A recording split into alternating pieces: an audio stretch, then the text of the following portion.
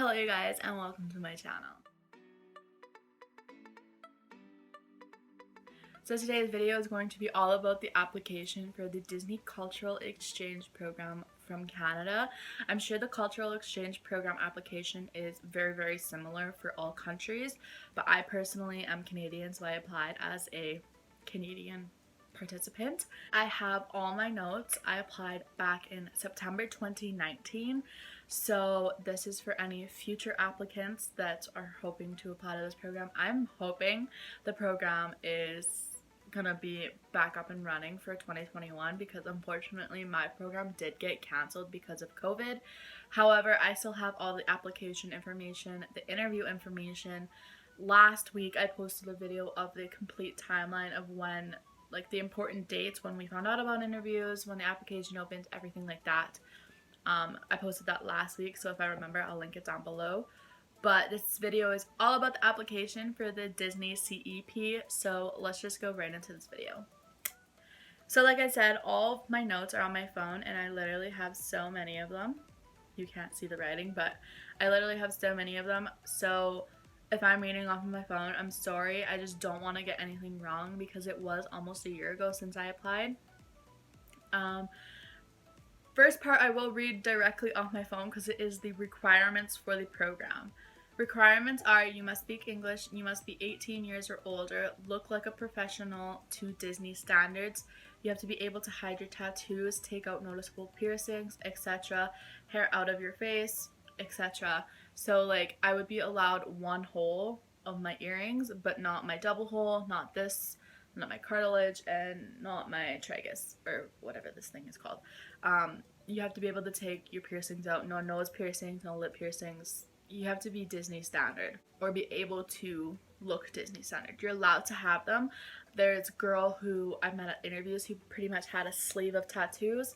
She would just have to wear a long sleeve t-shirt under her costume. They don't discriminate if you do have tattoos and piercings. They truly do not discriminate. You just have to be able to cover them up while you are working. You must be able to work 24/7, all 7 days free, nights, mornings, overtime, etc. That means you have to be able to work 60 to 80 hours a week. Obviously, most people on our program work between 35 and 55, I read. So you just have to be prepared to work any amount of hours. You're guaranteed 25. I believe it was 25 because you have to pay your rent. You don't pay rent, they take it out of your paycheck, so you have to be working enough to pay your rent, if that makes sense. All 7 days have to be free, weekends, evenings, mornings, everything. You need to be a student in a degree program or going to a school for at least one semester after the program ends, or the program immediately once you graduate. For me, so what this means, I kind of wrote it confusing. You have to be enrolled in a degree issuing college. So if you were in a diploma program, as long as your college issues degrees, you should be able to apply. You have to go to school for at least one semester once you were finished the program, or you have to be graduating right before the program. So for me, I was supposed to graduate, like I finished my degree in April. I was supposed to leave in May for the program, and that was allowed because I had just finished my degree. You have to be able to go to the presentation and interview, which is only in certain locations in Canada. So it might not be in your province, like it wasn't in my province. I had to take a 3-hour flight to my presentation and interview. The year I interviewed was 2020, but there was 3 days in Toronto, 1 in Montreal, 1 in Quebec City, and 1 in Vancouver. So 7 interview days in total, 4 different locations. You have to be able to make it there in person for this interview and presentation. And then of course you have to submit your cover letter and a resume. So my number 1 tip is do your research beforehand. If you're watching this video, congratulations, you're one step ahead, because you have to do your research, because I'm not even gonna lie, finding research on this program was incredibly hard, and I relied on people who have done the program and their YouTube videos, because it is incredibly hard to find some solid information online. So I relied on people who had experienced the application, the interview, everything like that from YouTube videos. But do your research. I also found a couple Pinterest posts, like people that directed you to a person's blog, their Disney website, YouTube, everything like that. Do your research. Applications for this program opens up Sunday, September 15th of 2019. On Sunday, September 22nd, 2019, I wrote my cover letter and adjusted my resume. I also texted my references to make sure that if Disney did phone, that they would be okay and comfortable talking to them and hyping me up, and had my mom look over it all that day. They never did phone my references, and I did get the job. So if you don't have references, I would say putting references on your Disney application is very crucial, just so they can see that you have people that will vouch for you. Because now that I'm applying for jobs, I just put available upon request. But for a Disney application, I would definitely make sure you have at least 2 references. Even though they didn't phone mine and I did get the job, I would still put them down just to show that you do have someone that would hype you up. And then Tuesday, September 24th, I took it to my school, career center, I think it was, and had them look over my resume and cover letter. They tell you tips they'll like look over it and tell you what they would change, what the proper cover letter format is. I had never written a cover letter before, so I was Googling how to write a cover letter when I was writing mine, and then my career center did help me a lot, and they gave me a bunch of tips, and they told me how to word things properly and how to basically hype myself up without sounding too narcissistic. I don't know. And then I made any changes that I thought were necessary. A lot of the things that they did tell me I didn't do, but a lot of the things they did tell me I did do. And I think honestly going to your career center truly will help you, because they correct your grammar, tell you how to format things properly, everything like that. So 100% I would go to your career center at your school if you have something like that. And then I also had my mom look over it one more time, and then the next day, Wednesday, September 25th, I looked over it again several times, reading it over and over until I found absolutely no mistakes. And then I started the first half of the application. The first half of the application is basically a profile, so just entering your basic information, name, last name, email, age, are you in a school, stuff like that. And then the next day, Thursday, September 26th, I finished the application, I submitted my resume and cover letter, and then the rest of the application was kind of like, are you available for an interview? Are you willing to travel to an interview? And then there was a couple yes or no questions, which obviously you have to put yes. Or if you put in no, they're probably, it's all basic, like, are you in an accredited program? Yes. Are you willing to travel to an interview? Yes. So obviously, if you're not, you have to put no. Be honest on your application, but they're very basic questions, so you shouldn't have any problems. So about 2 hours later on that same day, Thursday the 26th, I received an email saying that they had received my application and that I was now in the review stage, because there's like 5 stages. This is a 5-step application process. I was now in the second stage of the reviewing, and if they thought that I was a good fit for the program, that I would move forward to the interview stage.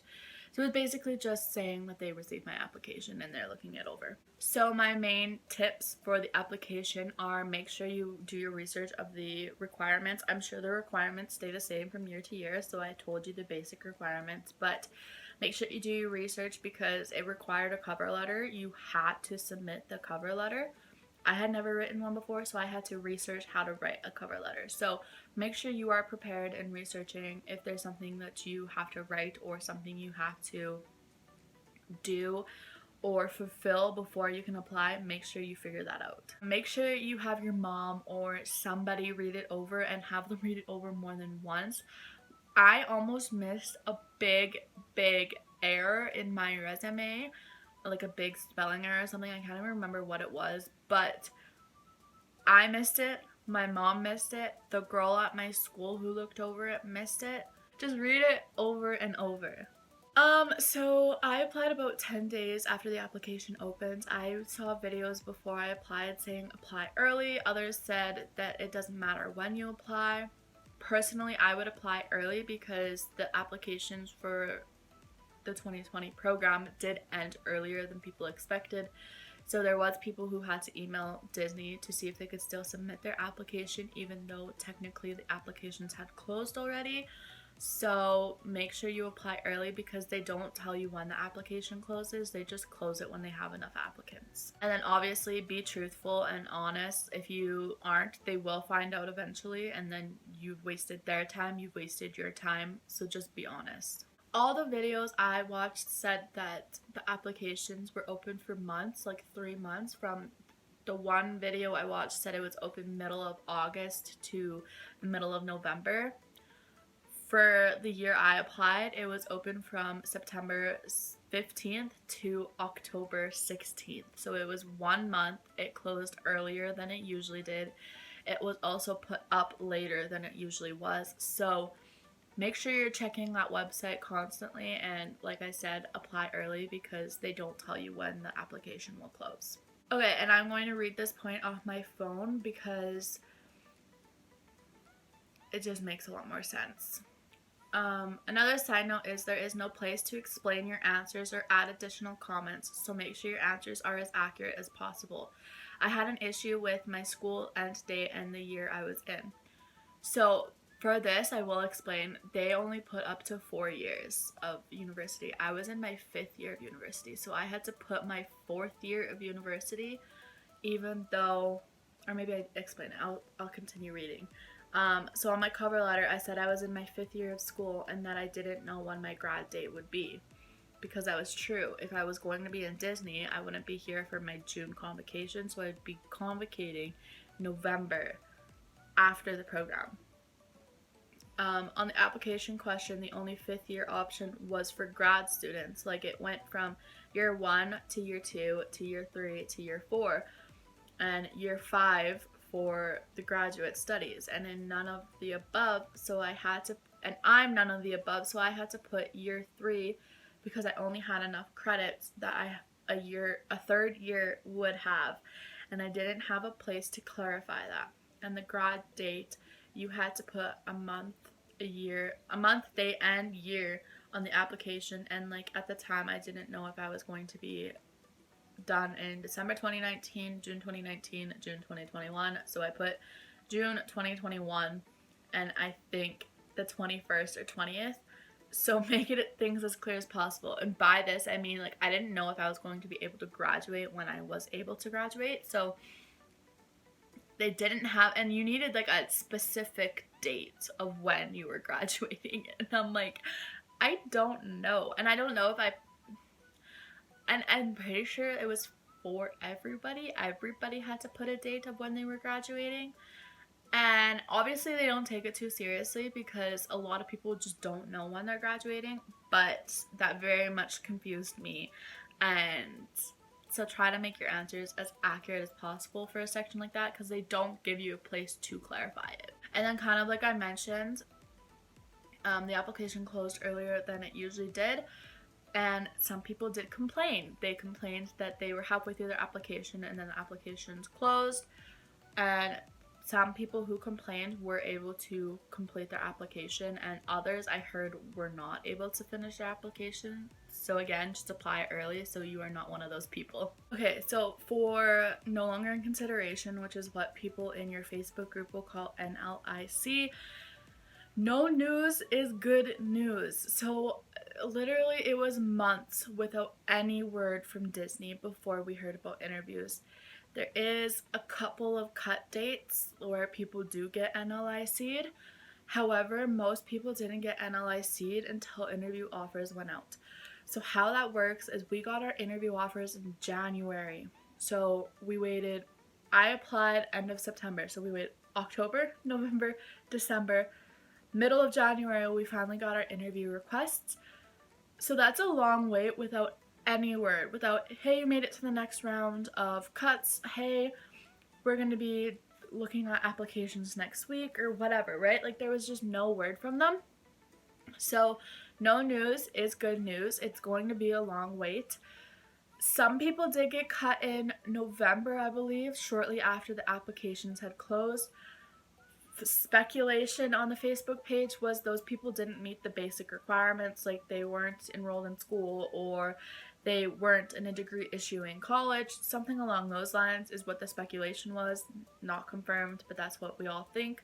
And then the cuts in January were like the ones that didn't get interviews. So, and then also after interviews, it's a very short wait, like 2 weeks.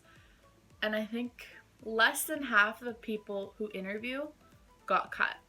So if you have an interview, you have a terrific chance of getting into the program. But the whole NLIC thing, no news is good news. When you get NLIC'd, you will be notified. So I personally preferred the no news, because if I would have gotten an email, I would have like had a mini heart attack that I got NLIC'd. You know what I mean? So I prefer the no news, because no news is good news. But that is it for today's video, you guys. I hope you did enjoy. I post videos every Monday, Wednesday, and Friday. So I hope you subscribe so you never miss a video, and I will see you in the next one. Bye.